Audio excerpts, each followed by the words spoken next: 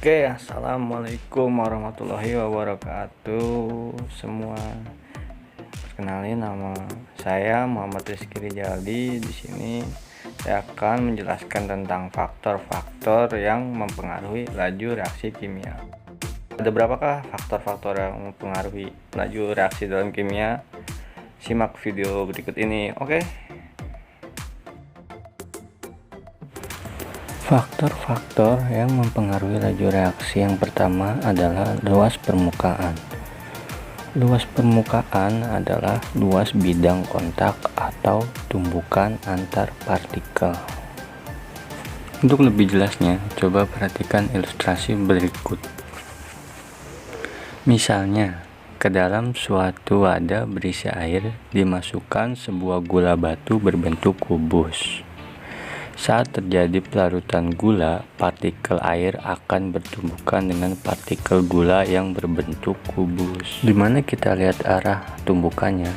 Secara sederhana, bisa dari arah kiri, kanan, atas, bawah, depan, dan belakang, sehingga terdapat 6 tumbukan. Dan jika gula batu tadi yang kita masukkan ke dalam air kita potong menjadi 4 bagian yang total masanya tetap, kita bisa lihat sekarang terdapat 24 arah tumbukan.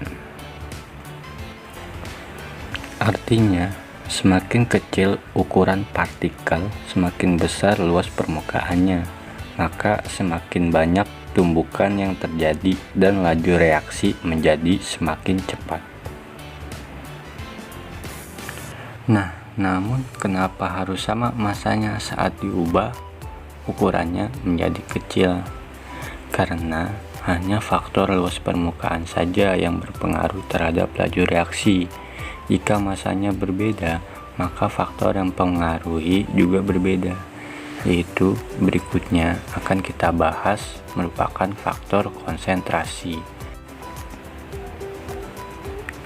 Konsentrasi berhubungan dengan jumlah partikel. Suatu larutan yang hanya memiliki 4 partikel zat terlarut, konsentrasinya lebih kecil dibandingkan dengan suatu larutan yang memiliki 8 partikel zat terlarut.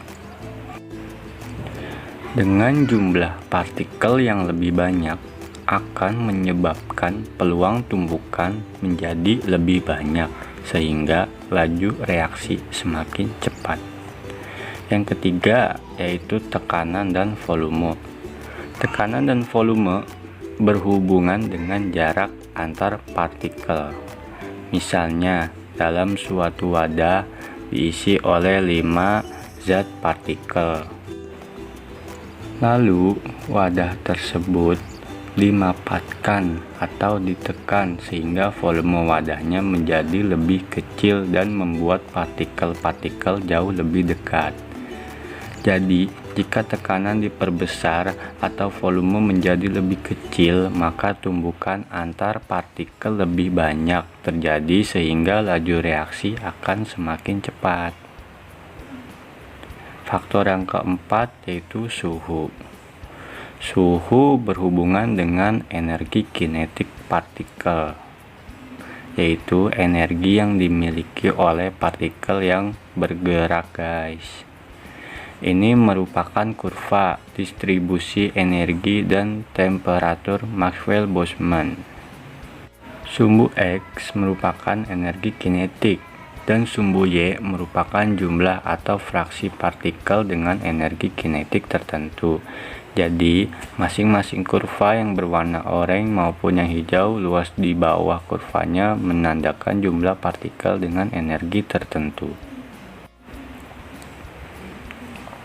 Pada kondisi T1 atau suhu 1, kurvanya yang berwarna oranye pada garis batas energi aktivasi hingga ke kanannya yang diarsir oranye juga. Hanya itulah jumlah partikel yang dapat bereaksi, guys. Sementara di sebelah kiri batas energi aktivasi atau EA tidak dapat bereaksi, guys.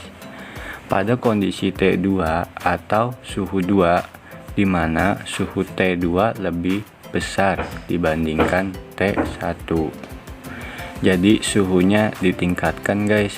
Dengan bertambahnya suhu, maka partikel mendapatkan sejumlah kalor yang membuat energi kinetiknya pun meningkat. Akibatnya, makin banyak partikel-partikel yang mempunyai energi lebih besar dari energi aktivasi atau EA dan bisa bereaksi. Yang kita lihat pada warna hijau, jadi kurva warna hijau bergeser menjadi ke kanan karena partikel meningkat energi kinetiknya dan puncaknya juga jauh lebih rendah. Akibat di sebelah kanan kurva makin banyak partikel yang bisa bereaksi. Jadi jumlah partikelnya bergeser guys ke arah kanan. Maka semakin tinggi suhu, makin banyak energi kinetik partikel, sehingga makin banyak partikel dengan energi yang cukup, membuat tumbukan yang efektif yang dapat menimbulkan reaksi dan laju reaksi pun meningkat. Nah, itulah tadi faktor-faktor yang mempengaruhi laju reaksi. Kurang lebihnya mohon maaf. Wassalamualaikum warahmatullahi wabarakatuh. Semoga video ini bermanfaat. Dadah.